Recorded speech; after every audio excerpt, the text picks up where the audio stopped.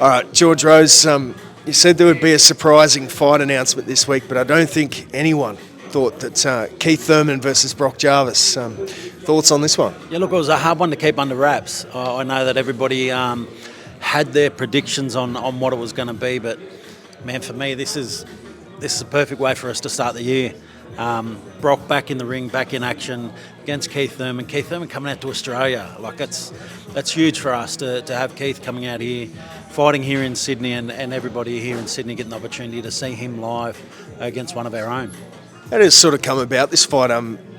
Get a name like this down here. There's got to be a big carrot at the end. How did the fight sort of play out? Well, look, Brock had a big performance when he said that he wanted to come back at a heavier weight. He wanted to really make a statement. And when he came out, he looked strong. He looked good in that fight. I thought he was ready for something good. And he said, "Get us a big fight." So we looked for a big fight for him. And Keith Thurman's the one that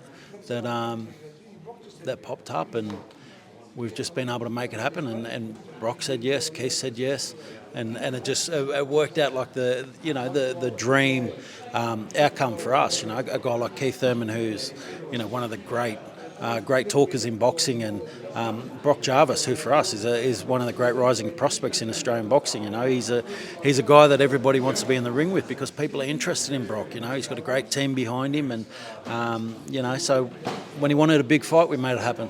What are you expecting from Keith? He was pretty entertaining at the press conference just now. What are you expecting during fight week? Well, look, I mean, people talk about his age and that, but you look at his resume. Like I sat there and looked at his last 5 fights, and to see the names that he has in his last 5 fights: Sean Porter, Danny Garcia, Lopez, Pacquiao, and Barrios.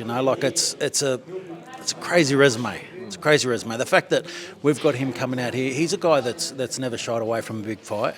He's a guy who competes in everything that he does, and a guy who's coming out here to absolutely make a big statement, and not only enjoy Sydney but make a big statement. So, I think Brock's got to be careful what he says to him, because if you get caught in a war of words, I don't think many people could beat Keith Thurman. Keith Thurman's got the gift of the gab, and he's a guy that you don't want to get caught in an argument with. But one thing that Brock can do is he can fight.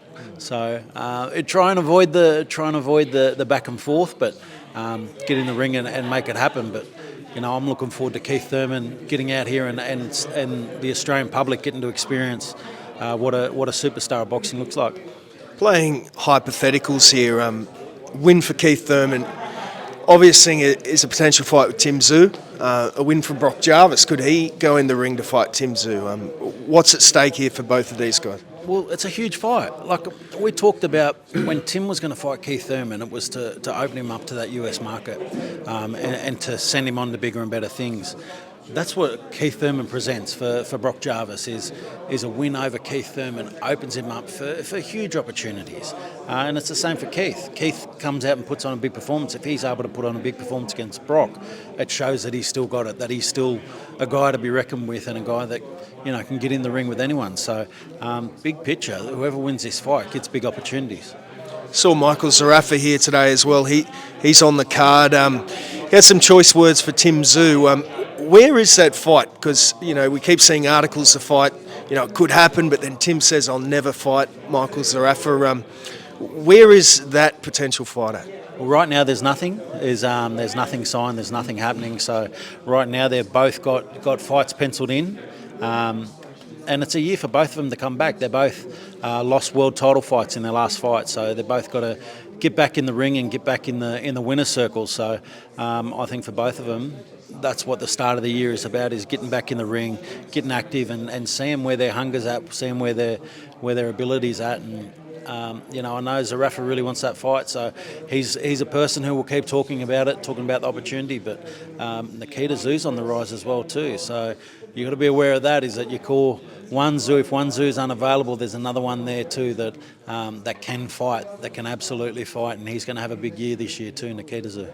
Many were expecting Nikita to perhaps feature on this card or headline your first pay-per-view show. What is an update on Nikita? Is that hand injury still keeping him out? No, well, for Nikita, it's a timing thing, a timing and an opponent thing. So we've got a fight that we really want to make for Nikita, and that's just the hold-up at the moment.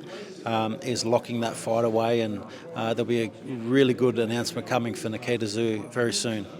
You mentioned announcement potentially for Tszyu coming up. Tszyu back at home. What sort of venues do you look at? What states? What's the sort of process like there? Yeah, look, I mean, for me, I'm excited to be back home and putting on shows again back home again. I mean, last year we were heavily focused on them overseas opportunities, and I think, it was a great year for that. We got to open the year with Vegas, and it was it was an exciting year from that point of view, from a promotional point of view. And this year, knowing that we've got Tim and Nikita back on deck, looking to fight here domestically, we know that we're going to put on some great shows here in Australia. And I think if we're going to come back here, we want to make sure that we try and hit every city that we can this year and really excite the fans again about how good a no limit show is. And there's no show like a no limit show, and we just really want to get back into putting on some good shows around them places that we haven't been in a while. We haven't been to Newcastle in a long time. We haven't been up to Queensland in quite some time. So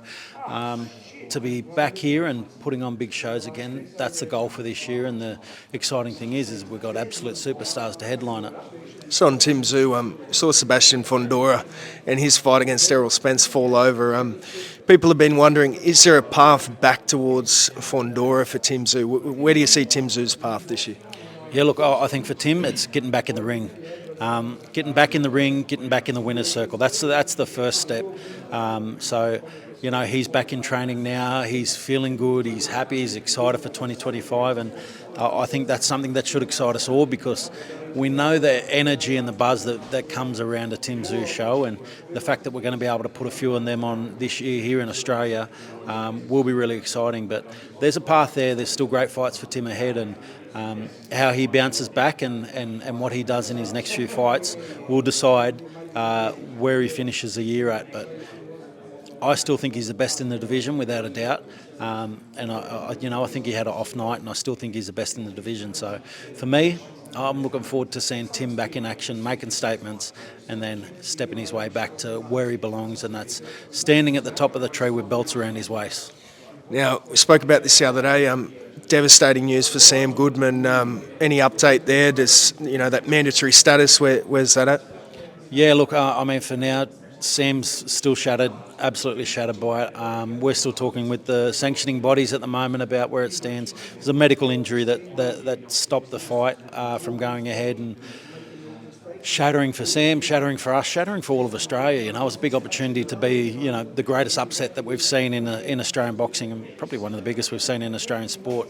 A win over Naoya in a way for Sam Goodman would have been that calibre. So, it's a tough one for everyone. I think the excitement that was around. I know that you had all your trip, your itinerary planned out for Japan, and you were doing all your sightseeing, and you were pumped for that. I was too, but it is what it is. Right now, Sam's just got to heal up. Look forward to getting him back in the ring and getting him back to that mandatory status that he held, because he fought his way to that position. His last few fights, he stayed busy, stayed active, stayed ready for that big world title opportunity. And it's sad what happened, but it's not the end of the road for Sam Goodman. Nice one. Thanks, George. Cheers.